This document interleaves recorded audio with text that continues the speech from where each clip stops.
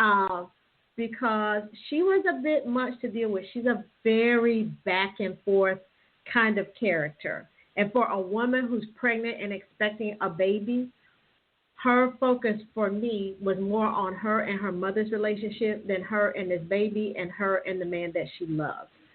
I think as a woman in a relationship, I will always struggle with that. I'm like, you have a child that you're responsible for, and you have a man that that you care about. He cares about you, and y'all aren't talking about you all. Y'all are talking about you and your mama.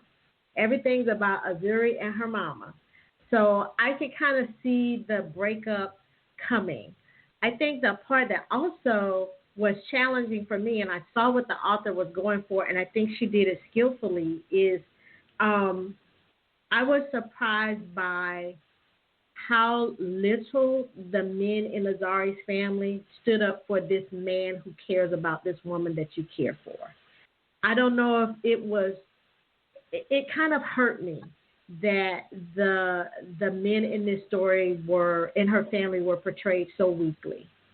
That you have Azere has met this man that she cares for. Everybody knows she cares for this man, even her crazy mama, her uncle, her cousin, her sister. None of the family truly rallied to her side.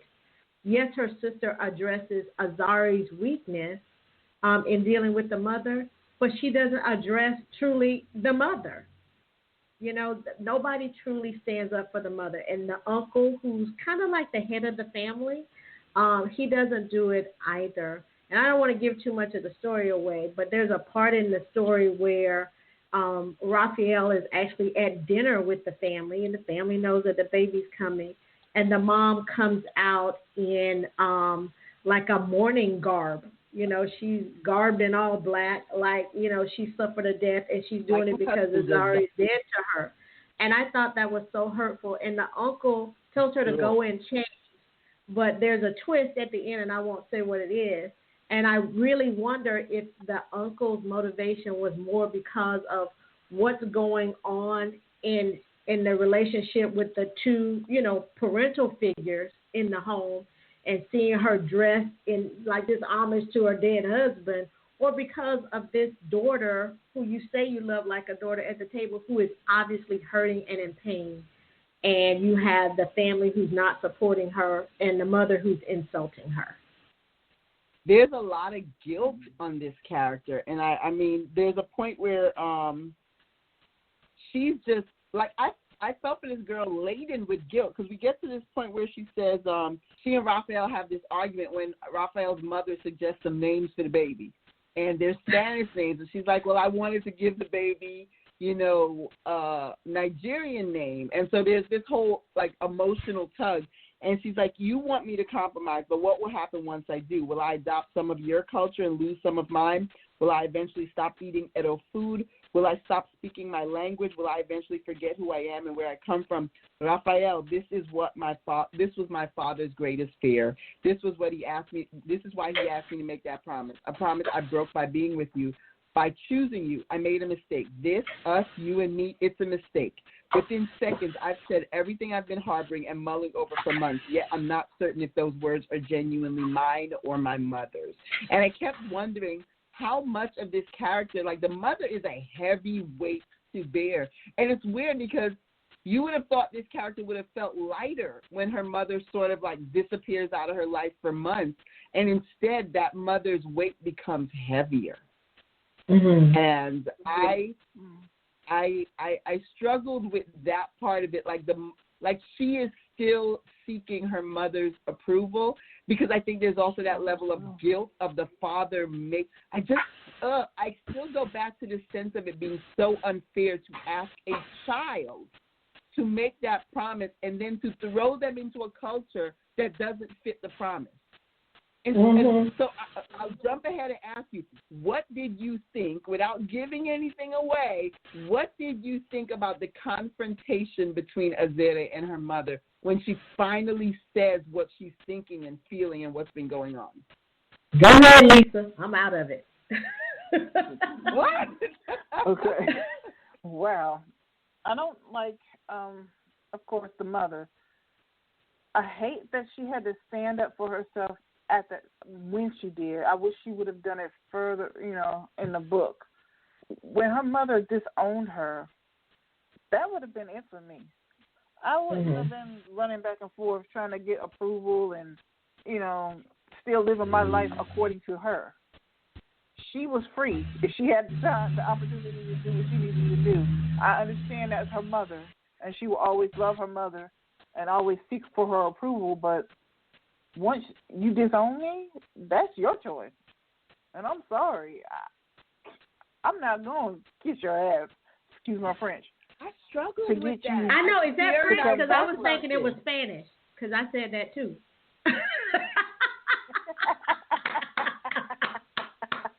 I won't lie. I struggled with her mother disappearing. And I think almost in a weird way, my struggle was slightly different because I lost my mom 2 years ago, and that weighed so heavily on me that I could never, I can't even imagine a time in my life where I could have walked away from my mother for a month, much less 6 or 7 months. I think I would have been emotionally not okay. No, I lost my mother as well, but if my mother was the type of wretched woman that Azere had to deal with, and she told me, I disown you for not doing simply what she wanted me to do with my life, not her life, but what I was going to do with my life, I don't believe I could, just keep going back to her. And I don't know how much forgiveness I could offer her for that, because there's no reason for her to disown her own child. You're supposed to love unconditionally as a parent. Right. So and that's an interesting point. That was very hurtful. I think that's an interesting point, Lisa, that you bring up about the responsibility of being a parent. And are you raising your children to be beholden to you, or are you raising them to be independent and build a life that they can be proud of? And I think that's the difference in Azare's mother. Like, she did not raise this child to be a healthy adult that can make her own choices and trust her judgment. And I felt like Azare's mother failed her in many regards. And that failure culminated when she found another person that knew how to love her unconditionally. And not only did her mother resent that, but she despised her daughter. And so I think, like, I hear what you're saying, Michelle, but I think that's such an unhealthy relationship to have with a parent, and a very unhealthy relationship to cultivating your child. I think you're doing the relationship a disservice. I'm just saying, I can see how it can be insidious, that sense of being so dutiful that you almost punish yourself. Because I kind of feel like she ends up in a weird way, like punishing herself. There's that, that old saying how I know it's common in a lot of like Caribbean households, they'll say that mothers love their sons and raise their daughters. And there's this sense of the son can do anything and mother's love is strong, but the daughter must be dutiful to earn her share of the love. It's not right. It's wrong. It's wrong on so many levels, but I think it's almost like what happens. This is like the perfect example of what happens to somebody who is raised in that understanding of a parent's love almost being, and I think she at one point calls her mother's love conditional, and she herself doesn't even acknowledge that it's unconditional until like the very last minute when she realized what it has done to her life. Yeah, I could do that. It's not right, but it's this sense of like, we in Caribbean households, it's teased and talked about, like played with, because it's such a deep truth that if you were to deal with breaking down that truth, it would almost be more difficult to acknowledge that a mother's love could be conditional, and if you're a good daughter, or if you are, if you've done right by the family? Well, I think we have to go back to, what is a good daughter? Is it being good to yourself or being good to everyone else? And I think that's where, maybe the misnomer comes. Like, what is being a good daughter? And I think a part of Azere, and I think I shared, Michelle and I talked offline, and I told her, for me, Azere was so busy trying to be a good daughter that she really wasn't a good person to me. Like, I don't feel like she treated a man who truly loved her very well. I really didn't feel like she treated him very well. I didn't even feel like she treated her best friend very well. Like, she was forever ripping into her best friend about something. But, yeah, I didn't even really felt like she set a really good example for her younger sister at all in dealing with the mother. And for me, and I hate to be ripping this book apart because I enjoyed the storytelling of it, but I almost felt, we ran out of time, I almost felt like it should come with trigger warning, because you have a mother who is emotionally abusive to her daughter, you have a father that's dying, you have a hero that has significant loss, and then you have a heroine later, that has some peril as well in the story. So I really felt like there were a lot of heavy emotional triggers in this book. And it's a very soft romance. And y'all can probably tell that from the discussion. So much of this story is not developing around us seeing a whole lot of Rafael and Azere, but Azere and her mother's relationship. Oh my gosh, can we quickly jump in before we run out of time and talk about the fact that she talks about the story beats as the story plays out?